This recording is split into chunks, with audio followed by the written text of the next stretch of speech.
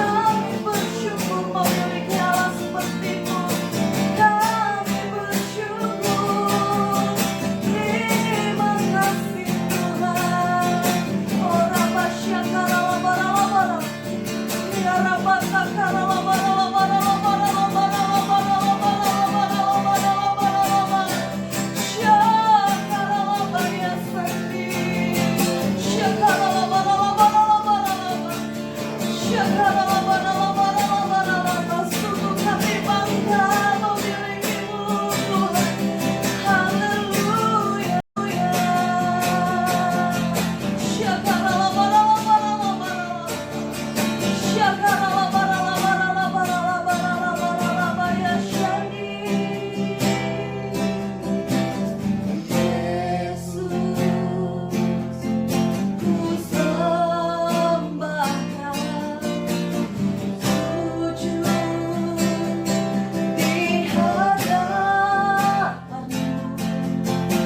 Keinginan dalam hidupku hanya untuk menyembah-Mu, Yesus. Yesus, ku sembahkan, sujud di hadapan-Mu. Keinginan dalam hidupku hanya untuk menyembah-Mu, Yesus, Yesus, Yesus, ku sembahkan, sujud di hadapan-Mu. Keinginan dalam hidupku hanya untuk menyembah-Mu. Keinginan dalam hidupku hanya untuk menyembah-Mu. Keinginan dalam hidupku hanya untuk menyembah-Mu.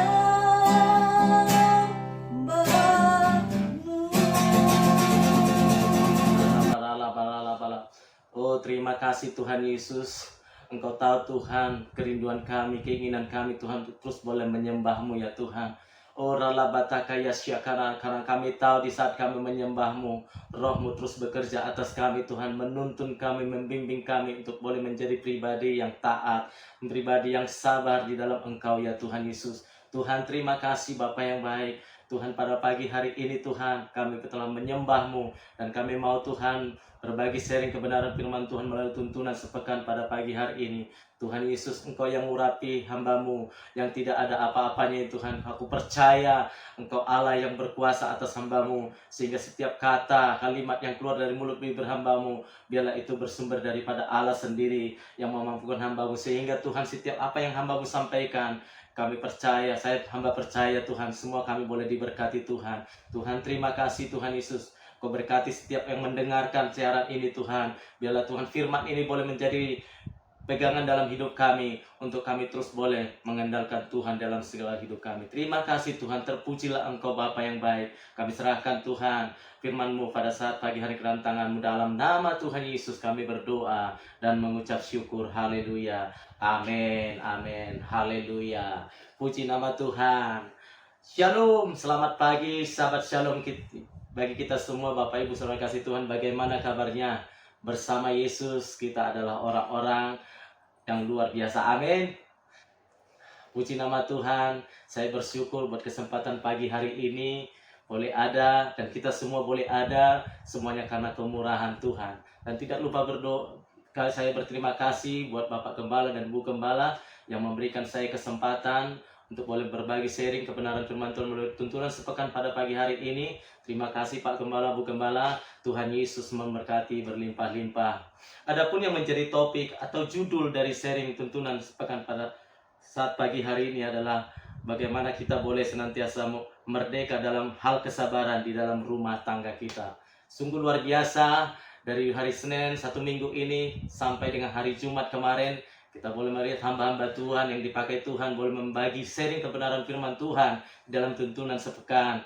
Ada yang menyampaikan merdeka dalam hal mengelola keuangan, ada yang merdeka dalam kekhawatiran, ada yang merdeka dalam hal dosa. Semuanya itu luar biasa Tuhan pakai. Dan pada kesempatan pagi hari ini, izinkan saya akan menyampaikan kebenaran firman Tuhan, yaitu merdeka dalam hal kesabaran di dalam rumah tangga kita masing-masing. Kita tahu apa yang melatar belakangi saya memilih tema ini, karena kita tahu merdeka itu sesuatu hal yang luar biasa, di mana kita bebas untuk boleh melakukan tanpa ada sesuatu dari luar untuk mengintervensi kita. Orang merdeka itu bisa dengan leluasa melakukan apa yang senantiasa tentunya yang berkenan bagi nama Tuhan Yesus. Karena kesabaran adalah tindakan nyata yang sangat penting yang harus kita miliki akhir-akhir ini. Bagaimana kita di dalam menjalani kehidupan rumah tangga kita, terutama sebagai kita orang percaya, kita harus memiliki yang namanya kesabaran di setiap kita rumah tangga kita masing-masing. Kalau tidak ada kesabaran, saya percaya akan banyak hal-hal yang tidak baik akan terjadi dalam kehidupan kita. Karena orang yang tidak sabar, yaitu orang yang gampang emosi, orang yang senantiasa gampang tersulut dan membulat-bulat, tidak terkontrol emosinya. Tapi kalau kita memiliki hati yang sabar, kita pasti dalam menjalani segala kehidupan kita, persoalan apapun kita terus tenang menghadapinya. Dan saya percaya, karena kesabaran adalah tindakan nyata yang memang harus kita lakukan. Itu penting bagi kita untuk kita miliki. Supaya apa? Dengan kita sabar, kita boleh senantiasa memiliki satu tenang dalam berpikir dan tenang dalam melakukan segala apapun juga. Dan memang kita tahu, dalam hal kesabaran ini, kita semua berjuang. Tidak ada yang lulus dalam kesabaran ini. Step by step kita terus berjuang. Oleh karena itu, bagaimana kita supaya kita bisa berjuang menang dari kesabaran di dalam rumah tangga kita? Kita libatkan Tuhan senantiasa dalam kehidupan kita. Kalau kita dengan kekuatan kita sendiri, kita tidak akan mampu. Hanya mengandalkan Tuhanlah untuk kita mampu untuk melakukan, memiliki hati yang sabar itu tadi. Dan memang kita tahu dalam hal kesabaran ini, semua kita masih berjuang. Tidak ada yang sempurna. Baik saya, Bapak Ibu, Saudara-saudara sekalian. Dan sebagai orang percaya yang sudah diselamatkan, kita harus menang di dalam hal kesabaran ini. Karena tidak sedikit orang, bahkan anak-anak Tuhan sekalipun, gagal menang dalam hal kesabaran ini. Sehingga akibat dari ketidaksabaran kita, banyak kita mendengar dan melihat hari-hari ini, keluarga-keluarga mengalami perceraian atau broken home, di mana rumah tangga tidak lagi menjadi tempat yang nyaman bagi kita. Masalah kecil bisa menjadi masalah yang besar karena ketidaksabaran kita. Jadi tidak nyaman bagi kita. Masalah kecil bisa terjadi menjadi masalah besar. Kurangnya kesabaran kita, dan yang kita tonjolkan adalah keegoisan kita. Rasa ingin menang sendiri, yang merasa paling benar dan tidak ada kesabaran, sering menjadi pemicu pertengkaran di dalam rumah tangga kita. Dan tidak sedikit banyak terjadi karena pertengkaran itu. Banyak terjadi, kita lihat perceraian sampai kepada perceraian. Oleh karena itu, dengan hal kesabaran ini, apa yang menjadi tujuan kita untuk kita boleh memiliki satu kesabaran? Yang penting tujuannya adalah betapa pentingnya kesabaran dalam membina rumah tangga, agar kita, anak-anak Tuhan, menjadi pribadi yang menang dan merdeka. Kalau kita menang dalam hal kesabaran kita, maka kita adalah dapat mengendalikan setiap emosi kita, amarah kita, bahkan keegoisan kita, sehingga kasih Tuhan dan anugerah Tuhan memenuhi dan menghampiri kita. Oleh karena itu, apa yang menjadi langkah-langkah untuk kita boleh mengalami, mendapatkan memiliki hati yang sabar ini tadi. Kita harus menyadari, yang pertama, sadari bahwa Tuhan sudah lebih dulu panjang sabar atas setiap kita. Kita harus menyadari, itu yang pertama. Bagaimana kita supaya bisa mengalami kesabaran di dalam kehidupan kita, untuk dalam keluarga kita. Yang pertama, langkah yang utama adalah kita harus menyadari betul bahwa Tuhan sudah terlebih dahulu panjang sabar atas setiap kita. Kita buka di dalam 1 Timotius 1 ayat 16. 1 Timotius 1 ayat 16 berkata, "Tetapi justru karena itu aku dikasihani, agar dalam diriku ini sebagai orang yang paling berdosa, Yesus Kristus menunjukkan seluruh kesabarannya. Dengan demikian aku menjadi contoh bagi mereka yang kemudian percaya kepadanya dan mendapat hidup yang kekal." Kita tahu, kita harus percaya untuk kita boleh mau berubah, untuk memiliki kesabaran di dalam hidup kita. Yakinkan, sadari bahwa dasar kita untuk mau memiliki hati yang sabar adalah karena Tuhan terlebih dahulu panjang sabar atas setiap kita. Kalau ini kita miliki, pasti kita mau berubah, pasti kita mau sabar. Amin. Karena dengan kesabaran itu, bahwa Tuhan seharusnya kita begitu panjang sabarnya Tuhan atas hidup kita, sehingga yang harusnya kita dihukum, tapi karena panjang sabarnya Tuhan, kita masih diberikan kesempatan untuk boleh bertobat, sehingga kita boleh diselamatkan. Itu yang pertama, langkah yang pertama yang harus kita lakukan Bapak Ibu. Yang kedua, belajar menjadi pendengar yang baik terhadap pasangan atau anak-anak. Kita tahu banyak keluarga, rumah tangga terjadi percekcokan karena apa? Suami tidak mengasihi istrinya, istrinya tidak tunduk kepada suaminya, anak-anak tidak menghargai orang tuanya atau nasihatnya. Itu karena apa? Yaitu tadi, karena di dalam rumah tangga itu semuanya ingin merasa benar di dalam kehidupannya. Di Amsal 14 ayat 29 berkata, "Orang yang sabar besar pengertiannya, tetapi siapa cepat marah membesarkan kebodohannya." Saya sungguh diberkati ayat ini.